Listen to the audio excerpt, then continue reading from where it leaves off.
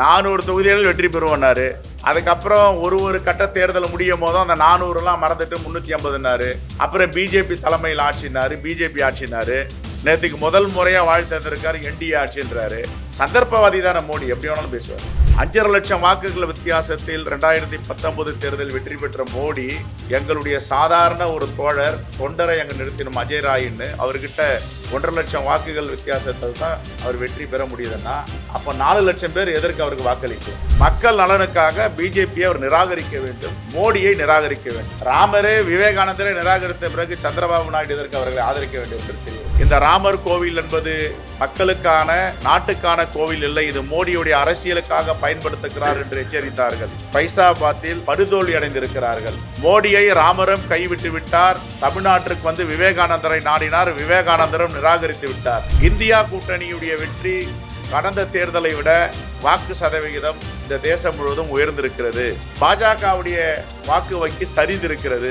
அதிமுகவை தமிழ்நாட்டு மக்கள் நிராகரிக்க தொடங்கி இருக்காங்க. இந்தியா கூட்டணி, குறிப்பாக காங்கிரஸ் பேரியக்கம், திராவிட முன்னேற்ற கழகம் கூட்டணியை மிகப்பெரிய அளவில் ஆதரிச்சிருக்காங்க.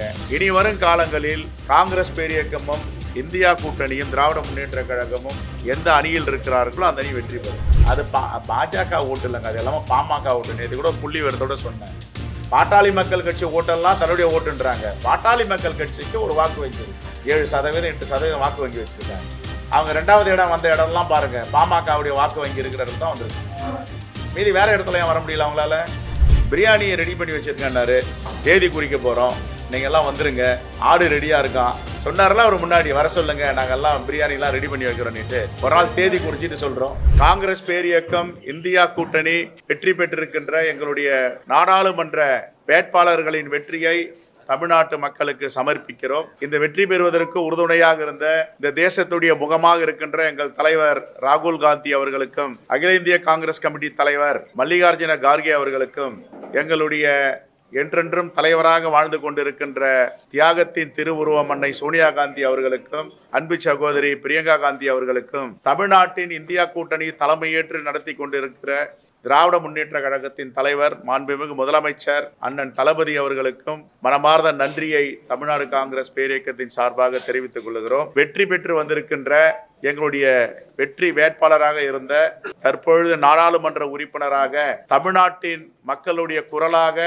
நாடாளுமன்றத்தில் ஒலிக்க இருக்கின்ற எங்களுடைய நாடாளுமன்ற உறுப்பினர்களுக்கு வாழ்த்துக்களை தெரிவித்துக் கொள்கிறோம். அதே போன்று இடைத்தேர்தலில், கடந்த தேர்தலில் விஜயதரணி பெற்ற வாக்குகளை விட 12,000 வாக்குகள் அதிகமாக பெற்று பெருவாரியான வெற்றி பெற்றிருக்கின்ற இடைத்தேர்தல் வேட்பாளராக இருந்த எங்களுடைய சட்டமன்ற உறுப்பினருக்கும் வாழ்த்துக்களை தெரிவித்துக் கொள்கிறோம். இந்திய மக்கள் பாஜகவிற்கு ஒரு மிகப்பெரிய படிப்பினையை கொடுத்திருக்கிறார்கள். இந்த நாடு என்பது மகாத்மா காந்தி அவர்களால், ஜவஹர்லால் நேரு அவர்களால், பல தலைவர்களால் உருவாக்கப்பட்ட தேசம். எல்லோருக்குமான தேசமாக, எல்லோருக்குமான நாடாக, எல்லோருக்குமான மண்ணாக இருந்த இந்தியாவை கூறுபட நினைத்த, சீர்குலைக்க நினைத்த பாசிச சக்தி பாஜகவிற்கும் மோடிக்கும் ஒரு படிப்பினையை இந்திய தேசத்து மக்கள் கொடுத்திருக்கிறார்கள். தனி பெரும்பான்மை கிடைக்காமல் கூட்டணி கட்சிகளோடு சேர்ந்து ஆட்சி அமைக்க துடித்துக் கொண்டிருக்கிறார் மோடி.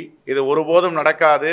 ஜனநாயகத்தை காப்பாற்ற வேண்டும் என்ற சக்திகள் அனைத்தும் ஒன்று சேர்ந்து அரசியலமைப்பு சட்டத்தை மீட்டெடுக்க வேண்டும், ஜனநாயகத்தை பாதுகாக்க வேண்டும். அந்த அடிப்படையில் இன்று எங்களுடைய தலைவர்கள் எல்லாம், இந்தியா கூட்டணியின் தலைவர்கள் புதுடெல்லியில கூடி முடிவெடுக்க இருக்கிறார்கள். அவர்கள் யாரை வைத்து அரசியல் செய்ய வேண்டும் என்று நினைத்தார்களோ, அயோத்தியில ராமர் கோவிலை அவசரமாக கட்டி அது முழுமையாக பூர்த்தி செய்யாமல், முழுமையடையாமல் கும்பாபிஷேகம் செய்து திறந்தார்கள். அதற்கு அங்க இருக்கின்ற சங்கராச்சாரியர்கள், மடாதிபதிகள் எல்லாம் கடுமையாக எதிர்த்த பொழுதும், இந்த ராமர் கோவில் என்பது மக்களுக்கான, நாட்டுக்கான கோவில் இல்லை, இது மோடியுடைய அரசியலுக்காக பயன்படுத்துகிறார் என்று எச்சரித்தார்கள். அந்த அடிப்படையில் ராமர் கோவில் அமைந்துள்ள தொகுதியே பைசாபாத்தில் படுதோல்வி அடைந்திருக்கிறார்கள். இதையெல்லாம் இனி வரும் காலங்களில் இந்த RSS சித்தாந்தம் உள்ளவர்கள் புரிந்து கொள்ள வேண்டும். மோடியை ராமரும் கைவிட்டு விட்டார், தமிழ்நாட்டிற்கு வந்து விவேகானந்தரை நாடினார், விவேகானந்தரும் நிராகரித்து விட்டார். இந்தியா கூட்டணியுடைய வெற்றி கடந்த தேர்தலை விட வாக்கு சதவிகிதம் இந்த தேசம் முழுவதும் உயர்ந்திருக்கிறது. பாஜகவுடைய வாக்கு வங்கி சரிந்திருக்கிறது. இதுதான் இந்த தேர்தலில் நம்முடைய மக்கள் கொடுத்திருக்கின்ற தீர்ப்பு. சில இடங்களில் 36 வாக்கு வித்தியாசத்தில் காங்கிரஸ் பேரியக்கம் வெற்றி வாய்ப்பை இழந்திருக்கிறது. 301 வாக்கு வித்தியாசத்தில் வெற்றி வாய்ப்பை இழந்திருக்கிறது. 5000 வாக்கு வித்தியாசத்தில் பல தொகுதிகள், இரட்டை இலக்கம் உள்ள தொகுதிகள் எல்லாம் இழந்திருக்கிறோம். இந்த தேர்தல் என்பது யார் ஆள வேண்டும், யார் ஆளக்கூடாது என்பதற்கான மக்கள் தீர்ப்பளித்திருக்கிறார்கள்.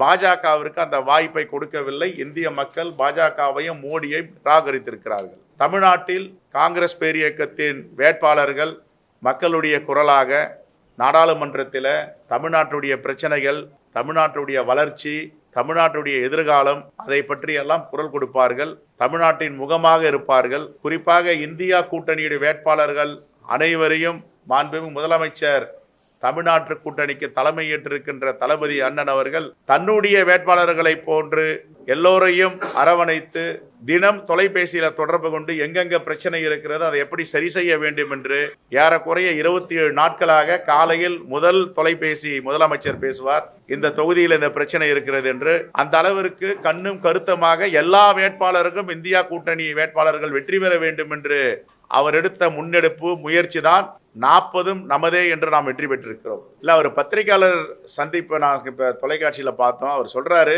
நான் சந்திப்பேன், போயிட்டு கூட்டத்தில் கலந்துக்குவேன். அதே நேரத்தில் என்ன சொல்கிறாருன்னா, கட்சி என்பது நிரந்தரம் இல்லை, வெற்றி என்பது நிரந்தரம் இல்லை, மக்கள் தான் முக்கியமானவர்கள், மக்கள் நலனுக்காக நான் எந்த தியாகத்தையும் செய்வேன் என்று வார்த்தை சொல்லியிருக்கிறார். மக்கள் நலனுக்காக அவர் எதையும் செய்ய முடிவு செய்திருக்கிறார் என்றால் மக்கள் நலனுக்காக பிஜேபியை அவர் நிராகரிக்க வேண்டும், மோடியை நிராகரிக்க வேண்டும். ராமரே விவேகானந்தரை நிராகரித்த பிறகு சந்திரபாபு நாயுடு இதற்கு அவர்களை ஆதரிக்க வேண்டும் என்று தெரியவில்லை. அது எங்கள் தலைவர்கள் முடிவெடுப்பார். நேற்று எங்கள் தலைவர் ராகுல் காந்தி அவரோட பத்திரிகையாளர் சந்திப்பில் சொல்லும் பொழுது தெளிவாக சொன்னார், எங்களுடைய இந்தியா கூட்டணி தலைவர்களை கலந்து ஆலோசித்து பிறகு நாங்கள் முடிவை அறிவிப்போம்னு சொல்லியிருக்காரு. அதான் சொன்னாங்க, ராமரும் விவேகானந்தரும் கையை விட்ட பேர் அவங்க கூட எதுக்கு இருக்காங்கன்னு தெரியல. அவங்க தான் அதுக்கு பதில் சொல்லணும்.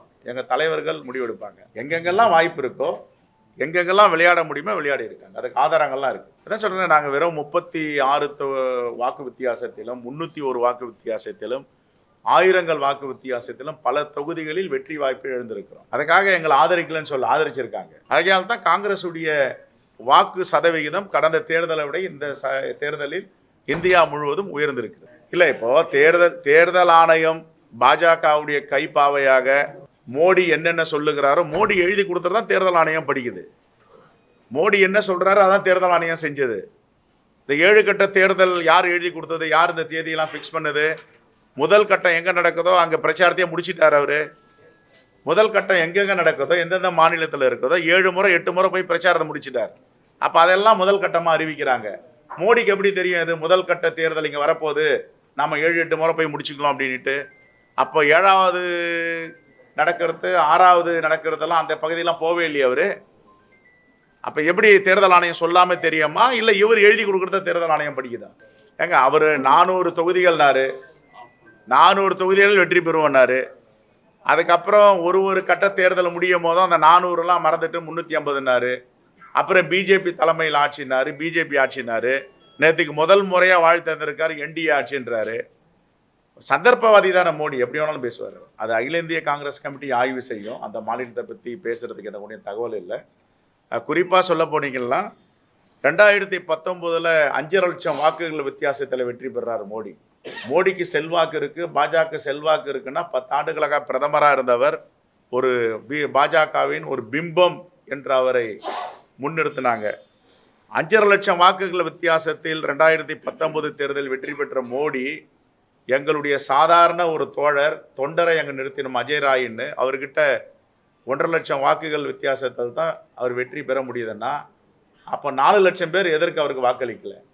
அந்த கேள்வியும் இருக்குல்ல. அப்போ நிராகரிக்கப்பட்டிருக்காங்க. வாரணாசிலேயே, உத்தரப்பிரதேசத்திலே காசி வாரணாசி, அவர் பேசும் போதெல்லாம் அந்த காசி வாரணாசி உச்சரிக்காமல் பேச மாட்டார். அப்போ பேசினவருக்கு 4 லட்சம் பேர் நிராகரிக்கப்பட்டிருக்காங்களா, அவர் வாக்கு இல்லை. அப்போ இந்தியா முழுவதும் இந்த நிலை தான். இப்போ இவிஎம் மிஷினை பற்றி சொன்னீங்க. இப்போ இவிஎம் மிஷினில் எங்கெங்கெல்லாம் விளையாட முடியுமோ, எங்கெங்கெல்லாம் தவறு பண்ண முடியுமோ அங்கே பண்ணியிருக்காங்க. ஆதாரங்கள் இருக்குது, இன்னும் வரும். எதற்காக வாக்குகள் என்னும் மையங்களில் நேற்றுக்கு திடீர்னு தாமதப்படுத்தினாங்க 3 மணிக்கு மேலே? என்ன காரணம்? அப்போ தேர்தல் ஆணையம் ரொம்ப தன்னிச்சையாக செயல்படுறாங்களா, அவங்க சுதந்திரமாக செயல்படுறாங்களா?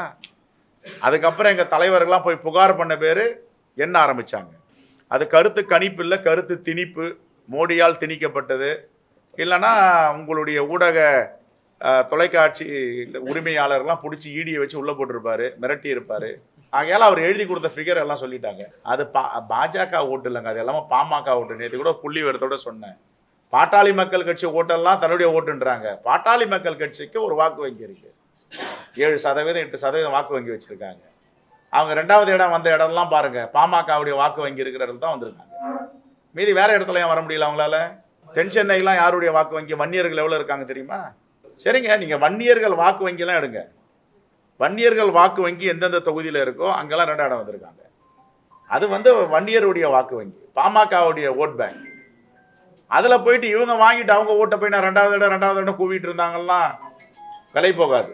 ஆபத்தான விஷயம் அது. இந்த நாட்டில் ஏதோ ஆபத்தான விஷயம்னா நாம் தமிழருக்கு ஏமாந்து போய் இளைஞர்லாம் வாக்களிக்கிறாங்களோ அதை விட ஆபத்தான செய்தி எதுவுமே கிடையாது. அவரும் ஒரு பிரிவினைவாதி தான், ஜனநாயகத்து மேல் நம்பிக்கை இல்லாதவர். அவர் பிரியாணியை ரெடி பண்ணி வச்சிருக்கேன்னாரு, தேதி குறிக்க போகிறோம், நீங்கள் எல்லாம் வந்துருங்க, ஆடு ரெடியாக இருக்கான் சொன்னார்ல அவர். முன்னாடி வர சொல்லுங்க, நாங்கள் எல்லாம் பிரியாணிலாம் ரெடி பண்ணி வைக்கிறோன்னுட்டு ஒரு நாள் தேதி குறிச்சிட்டு சொல்கிறோம். எங்கள் சட்டமன்ற உறுப்பினர்கள் பாராளுமன்ற உறுப்பினர்லாம் கூட்டிகிட்டு போக போகிறோம், அவர் தயாராக இருக்க சொல்லுங்கள், நாங்கள் தேதி குறிச்சிட்டு சொல்கிறோம். நாங்கள் பல முறை சொல்லியிருக்கோம், அதிமுகவை தமிழ்நாட்டு மக்கள் நிராகரிக்க தொடங்கியிருக்காங்க. இந்தியா கூட்டணி, குறிப்பாக காங்கிரஸ் பேரியக்கம் திராவிட முன்னேற்ற கழகம் கூட்டணியை மிகப்பெரிய அளவில் ஆதரிச்சிருக்காங்க. இனி வரும் காலங்களில் காங்கிரஸ் பேரியக்கமும் இந்தியா கூட்டணியும் திராவிட முன்னேற்ற கழகமும் எந்த அணியில் இருக்கிறார்களோ அந்த அணி வெற்றி பெறும். இதெல்லாம் தேர்தலில் ஒரு முன்னுதாரணமாக மக்கள் வாக்களிச்சிருக்காங்க.